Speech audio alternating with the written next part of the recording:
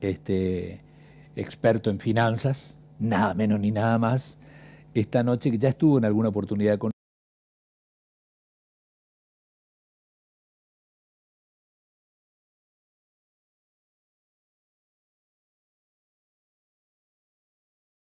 En finanzas, el precio de algo es el valor actual de la expectativa futura. ¿Qué quiere decir eso? Traer a hoy lo que se espera que va a pasar en el futuro. O sea, si los precios suben, están descontando un futuro mejor con ese tipo de medida, mejor con ese nuevo cambio que se avisora, ¿no? Y bueno, terminó de redondear esta idea el mensaje inicial, que fue hasta el día de hoy sigue desparramándose por el mundo como un ejemplo para muchos países. Inclusive hay países que están cuestionando, como Estados Unidos, que está cuestionando hoy si están haciendo bien o no con la intervención estatal en la economía, o tienen que retirar un poco como lo plantea Milei, ¿no? Pero bueno, todo este bienestar que reflejaron los mercados tiene una contracara interna, porque las cosas que prometió al menos plantea no emitir dinero.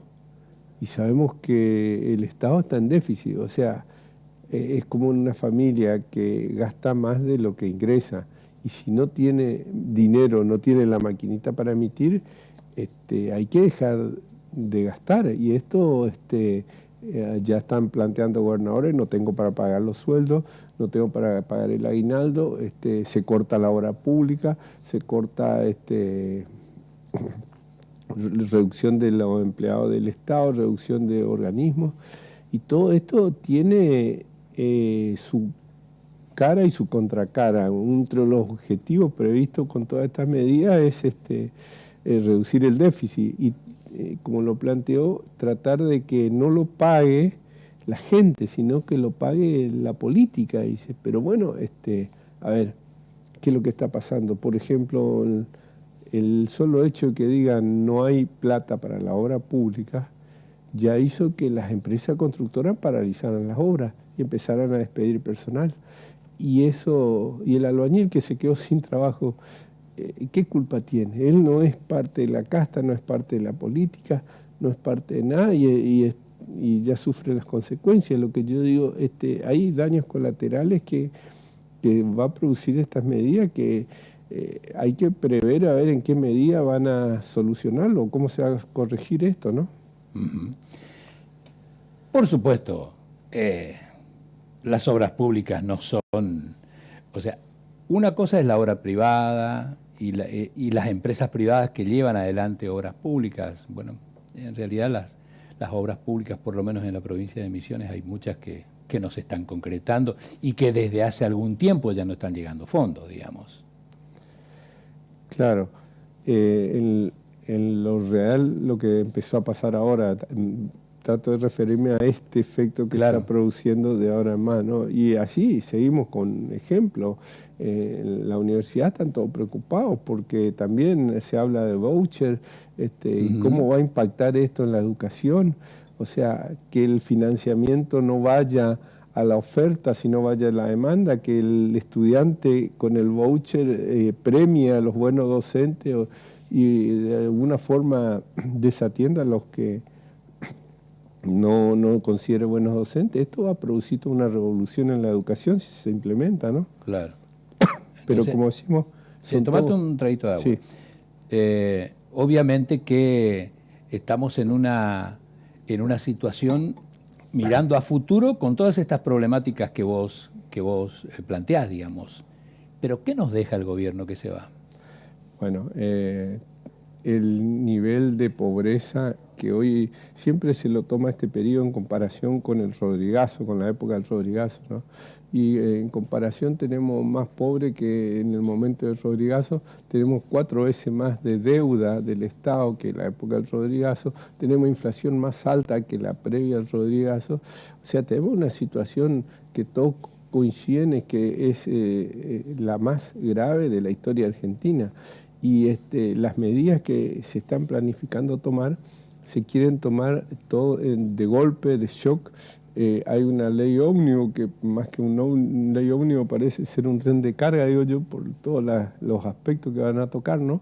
Que desconocemos, inclusive no conocemos el ministro de Economía, que definitivamente va a hacer cargo. O sea, estamos haciendo hipótesis en base a algunas cosas que conocemos y realmente si quieren aplicar todas esas medidas de golpe, en un shock de entrada, se viene una etapa dura. Se viene una etapa muy dura. Claro, como nos decía la semana pasada el tesorero de la Confederación Económica, el contador AN, de shock o de gradualismo, ¿no? Sí. Y en este caso ya prácticamente están anunciando que será una medida de shock. Es cierto, pero yo observo... Ahora, encontrándose con la realidad, puede que se revierta esta idea. Tal cual, pero una cosa que me llamó la atención es la incorporación el papel preponderante que le dan a Caputo. Caputo es un especialista en finanzas, un especialista en mercados de capitales. O sea, es un tema que yo profundicé mucho, y bueno, ¿qué es lo que hace un especialista de esto?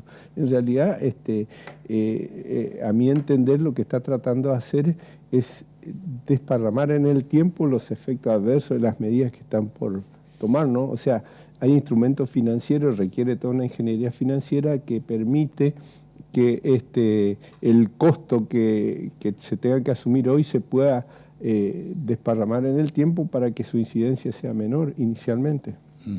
¿Qué son las LELIQs? ¿Qué son las LELIQ?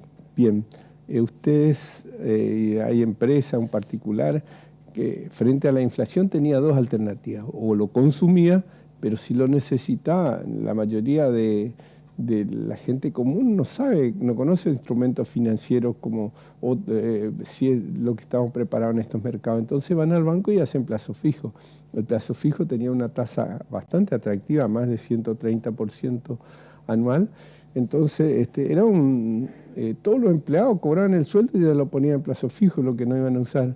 Ahora, ¿qué pasa? Esa plata que recibe el banco se da vuelta y le presta al Estado.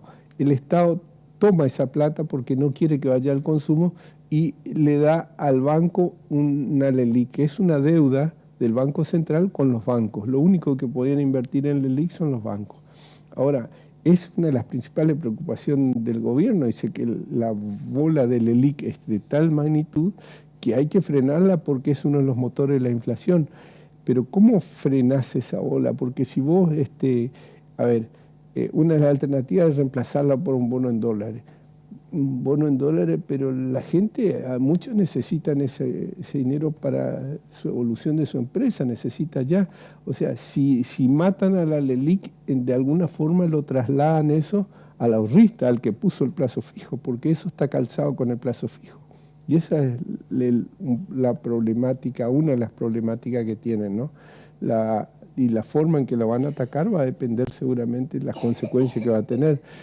Lo pueden hacer pagar al ahorrista, lo pueden hacer pagar a los bancos, lo pueden hacer pagar a toda la sociedad.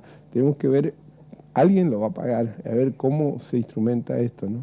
Ahora, por esa razón entonces es que Caputo se reunió estos días con los bancos, ¿no? Con los representantes de los bancos. Exactamente, y salieron muy satisfechos los bancos, porque también hay una verdad. Esto pasó en Estados Unidos, ahora en la crisis hipotecaria o la caída del Lehman Brothers en Estados Unidos.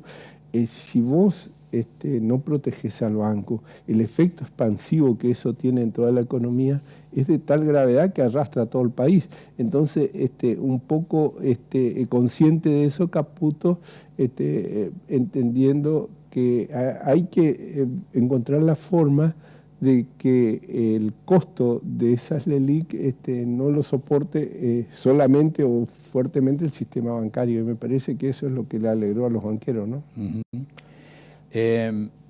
También me decía el otro día, el martes pasado más puntualmente, AN, que es importante, no sé tu óptica, ¿no? Y es casi urgente saber quién va a ser el ministro, porque en realidad una de las cuestiones que más preocupa en este momento a la República Argentina, obviamente, es la economía, pero que Milei tiene en dudas, que sí, que no.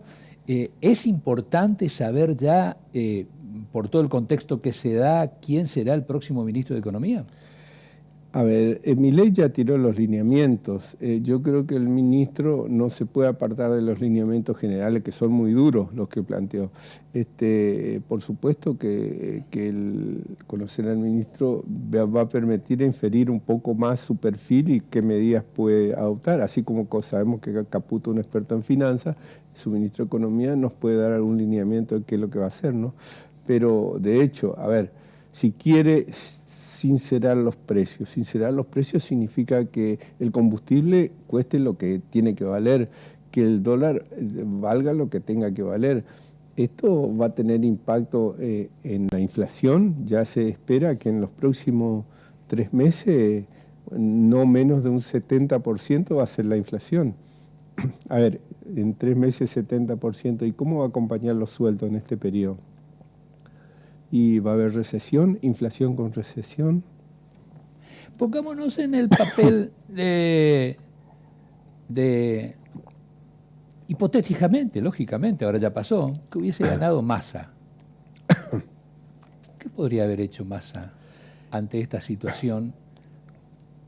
Observando lo que pasó y lo que hizo él a partir de su toma de posesión en el Ministerio de Economía. ¿Dijo alguna vez lo que iba a hacer? No. Sí, habló, perdón, que va a buscar el equilibrio fiscal, pero a mí me hace pensar que ese equilibrio lo iba a buscar quizá en el largo plazo, pero él iba a seguir emitiendo seguramente, seguir emitiendo para financiar los gastos, cosa que Milei dijo no se va a emitir más. Entonces hay un cambio de forma de actuar frente a la realidad. Yo creo que él posiblemente siga emitiendo y siga viendo para adelante a ver cómo solucionar, pero otra cosa no le veo porque acceso al crédito no tenía. Y en este momento, por ejemplo, ya aparecieron algunos capitales que están empezando a prometer prestar a Argentina, cosa que eso no ocurría, o con el gobierno anterior no existía, ¿no? Uh-huh. Es una cuestión, seguramente una mirada más política, digamos, pero desde tu lugar, sí, ¿por qué ganó Milei por tan amplio margen? ¿Cuál fue el mensaje? Porque es raro, porque él decía lo que iba a hacer, pero de igual modo ganó por casi 12 puntos. Bien, él dijo lo que va a hacer, dijo que es costoso, que doloroso, y lo mismo votó. Ese es un poco el mensaje que a la mayoría de los políticos le sorprendió, ¿no? Porque, o sea, alguien que dice, sí, te va a doler, es costoso, pero es el único camino, y evidentemente la gente está buscando una solución, no quiere seguir más en esto, no quiere seguir en este nivel de inflación, a que sea creciente la pobreza. Es como un ejemplo que siga la inflación, que siga la emisión, es como cocinan las ranas con agua tibia hasta que te das cuenta y estás cocinado, ¿no? Más o menos así. Esa fue, desde tu óptica o de tu mirada, digamos, el por qué la gente optó tan ampliamente, o la mayoría de la gente que votó, digamos, ¿no? Yo creo que sí, pero también creo que la mayoría de la gente no es tan consciente de la magnitud del esfuerzo que va a tener que hacer, del costo que esto significa, porque el nivel de inflación, de caída del ingreso que va a tener en los próximos meses, va a ser de tal magnitud que no sé si la sociedad está preparada para soportarlo. Sobre todo los jóvenes que lo votaron, muchos los jóvenes que muchos lo enfrascan como la generación de cristal, que tienen poca tolerancia a las frustraciones, no sé qué tiempo le van a dar para que pueda solucionar esto. Eso tenemos que estar atentos, no sabemos qué respaldo legislativo va a tener para hacer lo que está pretendiendo hacer. Pero bueno, es todo un desafío, tuvo mucho apoyo, tiene apoyo internacional, es un ejemplo para el mundo y esperemos que sea para bien. Tendrán que tomar cartas o por lo menos entender o tratar de entender la clase política, porque es increíble que un hombre que hace 2 años y medio era panelista en los programas de televisión, casi uno lo miraba y lo observaba con simpatía o con un poco de humor, y que hoy sea el presidente de la nación, y toda la clase política que viene, políticos profesionales desde hace mucho tiempo, quedaron de costado. Y con una campaña muy económica, Tal cual. sin estructuras, sin gobernadores, sin mayoría de legisladores, realmente sorprendente. Sorprendente. Y sobre todo yo creo que el principal resultado que transmitió es un cambio en la forma de ver el Estado, en cambiar el paradigma de cómo pensamos al Estado y qué es lo que interpretamos que debe hacer en el futuro, ¿no? Y por último, Juan, ¿qué opinas de las privatizaciones de las empresas del Estado? A ver, si vos querés solucionar el déficit y para que no haya más inflación, o sea, querés que poner en caja la casa y una de las causas es las empresas del Estado, me parece que tenés que solucionarlo, ¿no? También porque es otra forma en que se va el dinero y no tenés ingreso, no genera ingreso para cubrirlo, ¿no? Me parece razonable que ataque también ese problema, o si no, no va a solucionar el problema. Si tiene que reducir el Estado y no va a prestar atención a las empresas estatales, por supuesto que no va a solucionar el problema y vamos a caer de vuelta en una situación similar, ¿no? Seguro. Juan Fleita, gracias por acompañarnos. Gracias, muy amable, como siempre. Muchas gracias. Muy amable. Nuestra segunda pausa ya está en el piso, perdón, Juan, ya está en el piso el diputado electo José Luis Pastori para hablar acerca de la legislatura misionera que se viene. Ya regresamos.